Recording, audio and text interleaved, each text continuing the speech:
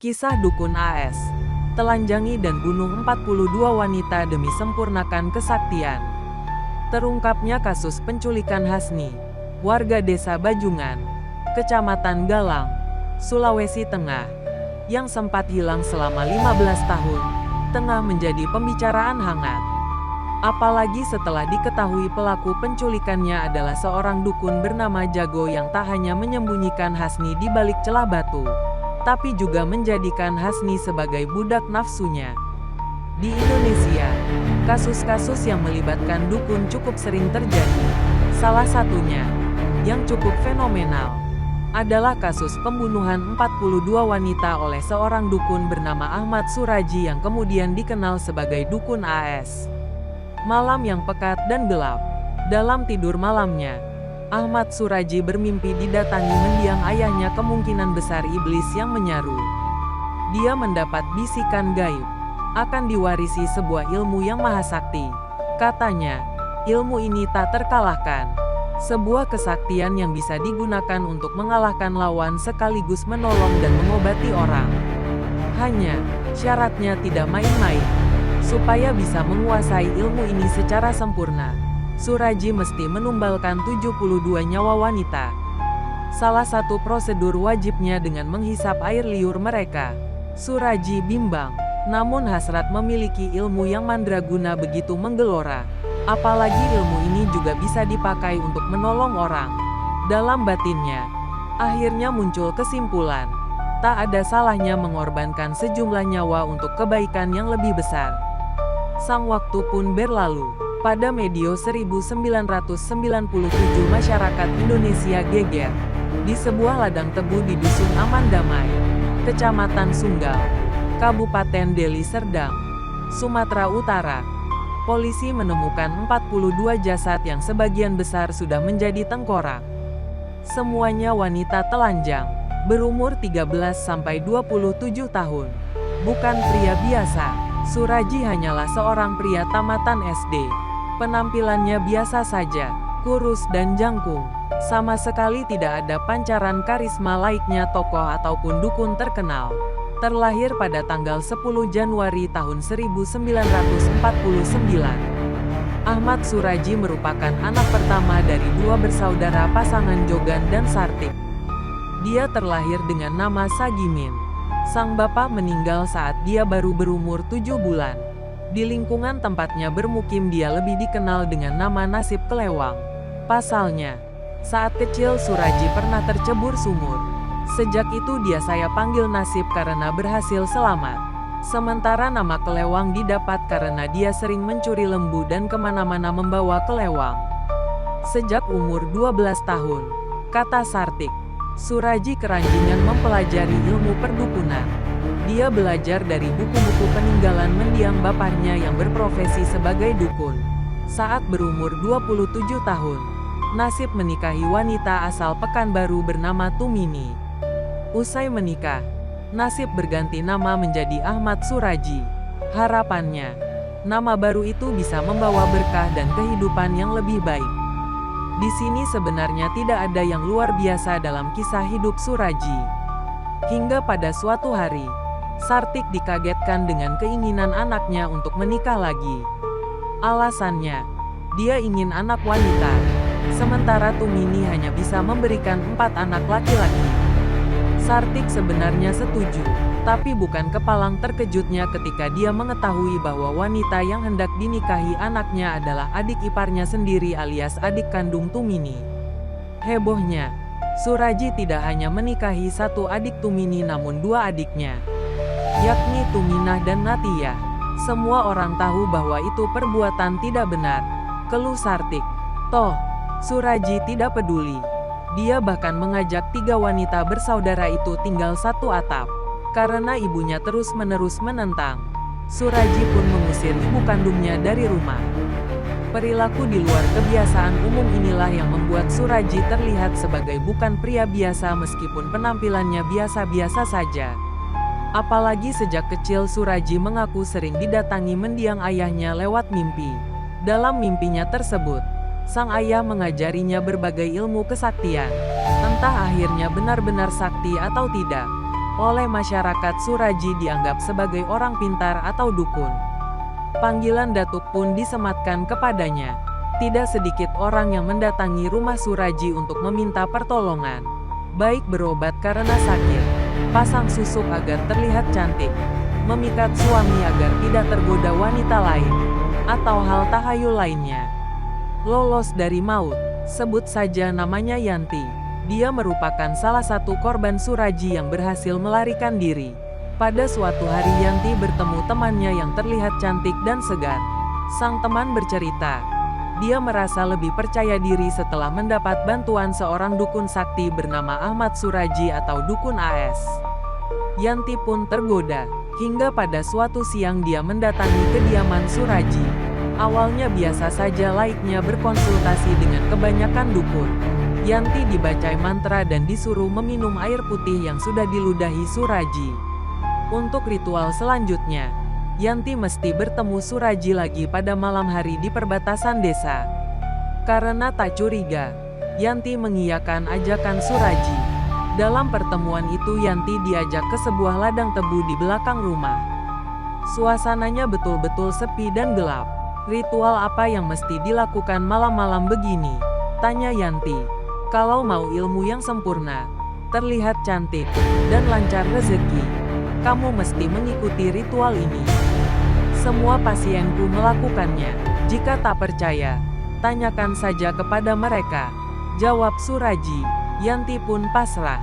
Sesampainya di tempat yang lebih lapang, Suraji meletakkan sebuah karung dan menghamparkan tikar kecil.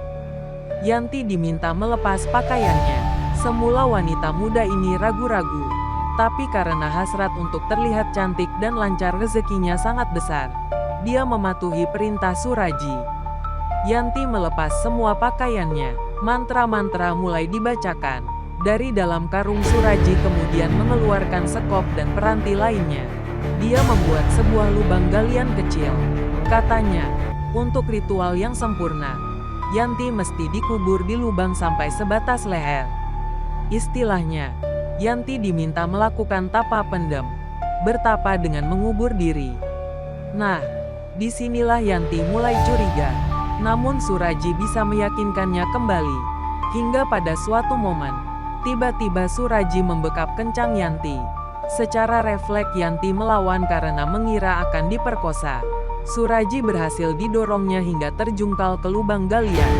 Begitu tubuhnya bebas, Yanti memakai pakaian sekadarnya dan melarikan diri. Malam itu Yanti pulang dengan tubuh perih karena gesekan batang-batang tebu. Dengan pakaian sekadarnya. Meski begitu, Yanti tidak menceritakan kasus ini kepada siapapun. Sebab bercerita tentang hal ini sama artinya membuka aibnya sendiri. Mayat wanita telanjang. Suatu sore pada tanggal 27 April tahun 1997 Dusun Aman Damai dilanda kehebohan. Seorang pemuda menemukan sesosok mayat wanita tanpa busana di ladang tebu. Warga pun berbondong-bondong untuk membongkarnya. Suasana bertambah panas ketika muncul kabar seorang warga yang bernama Sri Kemala Dewi, 21, sudah menghilang selama 3 hari. Mereka takut mayat yang ditemukan tersebut adalah Dewi. Ternyata mayat tersebut benar-benar milik Dewi. Aparat kepolisian dari Mapolsek Sunggal bertindak cepat. Setelah diselidiki, sebelum menghilang Dewi dikabarkan sempat bertengkar dengan suaminya, Tumin. Bahkan mereka telah pisah ranjang. Orang tua Dewi pun meyakini Tuminlah pelaku pembunuhan tersebut. Untuk keperluan penyelidikan, maka suami Dewi ditahan.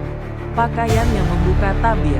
Pihak kepolisian tidak mau terburu nafsu menetapkan Tumin sebagai tersangka, apalagi berdasarkan penyelidikan lanjutan. Beberapa tahun sebelumnya juga pernah ditemukan mayat wanita di ladang tebu. Kasus tersebut terpaksa dihentikan karena kekurangan bukti. Hingga pada suatu kesempatan, polisi menemukan secercah bukti baru. Seorang warga kampung yang bernama Andreas, pada hari menghilangnya Dewi, mengaku pernah mengantarkannya ke rumah Suraji untuk berkonsultasi. Polisi menindaklanjuti laporan tersebut. Mereka mendatangi rumah Suraji. Pria yang akrab dipanggil Datuk itu pun mengakui, Dewi memang pernah datang ke rumahnya. Namun selepas maghrib, Dewi pulang ke rumahnya sendiri. Penyelidikan terpaksa dihentikan karena tak cukup bukti. Polisi tak menyerah. Mereka mendalami sejumlah laporan orang hilang dalam beberapa tahun terakhir. Ternyata, dari sekian banyak orang yang dilaporkan hilang terdapat satu benang merah. Kebanyakan dari mereka merupakan pasien Suraji. Atas dasar informasi tambahan itu, polisi lalu menggeledah rumah sang dukun. Di sana ditemukan sejumlah pakaian dan perhiasan wanita, salah satunya milik Dewi. Suraji beserta ketiga istrinya pun ditangkap.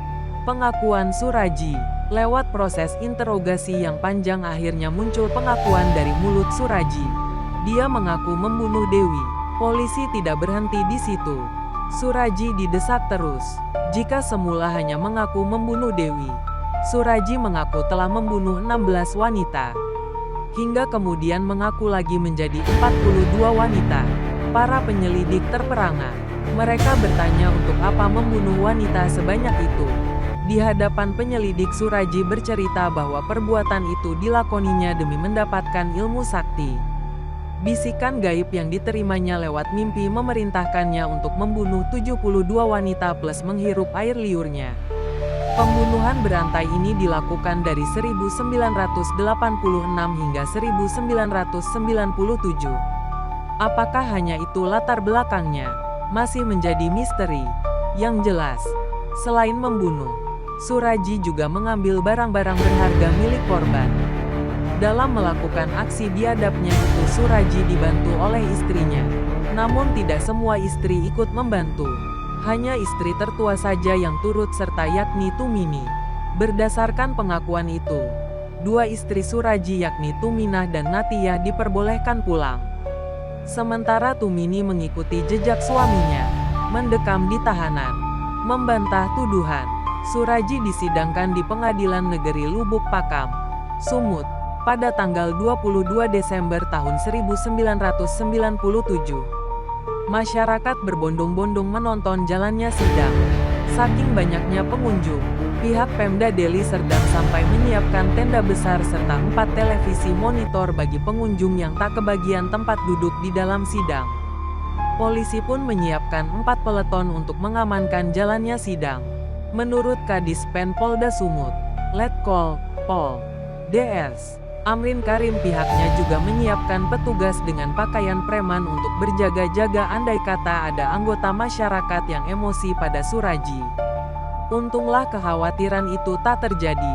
Kebanyakan pengunjung sidang yang jumlah mencapai ratusan orang itu bukan berniat menyimak sidang, melainkan sekadar melihat tampang datuk. "Saya sih penasaran saja, kayak apa sih?" ucap salah satu pengunjung sidang. Dalam persidangan tersebut, Suraji menolak laporan BAP polisi. Dia membantah telah membunuh 42 wanita. Pengakuan bahwa dirinya telah membunuh 42 wanita berdasarkan bisikan gaib muncul karena paksaan selama proses interogasi. Hal sama juga diucapkan Tumini. Dia membantah tuduhan telah bersekutu dengan suaminya untuk melakukan pembunuhan berseri. Semua tuduhan yang dilontarkan di pengadilan dianggapnya sebagai kebohongan besar. Persidangan pun berlangsung alot dan dilakukan maraton. Hingga pada persidangan tanggal 24 April tahun 1998, Majelis Hakim yang diketuai Hakim Haogoaro Hareva, SH menjatuhkan putusannya. "Kami Majelis Hakim memutuskan, saudara terdakwa dijatuhi hukuman mati." Putusan ini langsung disambut gemuruh tepuk tangan pengunjung yang memadati ruang sidang.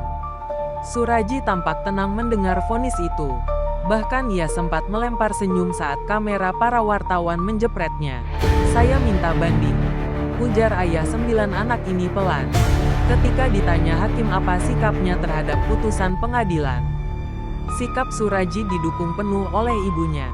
Menurut Sartik, anaknya tidak bersalah. "Saya tidak percaya. Yang aneh, kan? Setelah sekian tahun kenapa baru terungkap sekarang? Kalau korban terakhir, Dewi, Red, saya tidak tahu. Mungkin saja anak saya yang melakukannya," kata Sartik. Permintaan terakhir, upaya banding dilakukan Suraji. Namun pengajuan bandingnya ditolak Pengadilan Tinggi Sumut pada tanggal 27 Juni tahun 1998. Demikian juga kasasi ke Mahkamah Agung ditolak pada tanggal 27 September tahun 2000. MA kembali menolak PK Suradji pada tanggal 28 Mei tahun 2003. Sementara Tumini mendapat vonis hukuman seumur hidup. Dia dipaksa mendekam di lapas Tanjung Gusta, Medan seumur hidupnya. Selama menunggu pelaksanaan eksekusi hukuman mati, Suradji terlihat tenang dan sabar. Sehari-hari, dia memelihara ikan di kolam yang disediakan pihak LP Klasi Tanjung Gusta. Suradji juga mendapat bimbingan rohani khusus dan dikabarkan telah membuang semua ilmu kebatinannya. Suradji mengaku sangat merindukan keluarganya. Dia ingin berkumpul dengan istri dan 9 anak-anaknya, seperti sedia kala. Aku khawatir kalau mereka percaya atas semua tuduhan ini, sebut Ahmad Suradji seraya mengatakan dia sering dikunjungi anak dan istrinya. Bagaimanapun Suradji tetap manusia. Ketika pada 2008 diberi kabar bahwa eksekusi hukuman mati akan segera dilaksanakan, dia resah dan gelisah. Meski belum mendapatkan pemberitahuan resmi, tetapi dukun AS, Suradji, telah mengetahui rencana eksekusi itu dari pemberitaan. Dia stres setelah mengetahuinya, kata tim kuasa hukum dukun AS. Menjelang pelaksanaan hukuman, Suradji mengajukan permohonan terakhir ke pengadilan. Dia minta diberi kesempatan 1 kali untuk bertemu dan bermesraan dengan istri tertuanya, Tumini. Permintaan ini dikabulkan. Pada tanggal 10 Juli tahun 2008 eksekusi hukuman mati dilakukan. Sekitar pukul 22, Suradji dihadapkan di depan 12 orang anggota regu tembak. Dor, 3 peluru bersarang di dadanya. 3 peluru yang menjadi akhir dari perjalanan hidup Suradji. Perjalanan seorang dukun yang divonis pengadilan karena telah membunuh 42 wanita di ladang tebu. Itulah akhir hidup dari seorang dukun AS, yang harus meregang nyawa di hadapan regu tembak. Terima kasih yang sudah menonton video ini sampai selesai. Jangan lupa dukung channel kami dengan cara tekan tombol subscribe-nya. Sampai berjumpa lagi di video selanjutnya dan wassalam.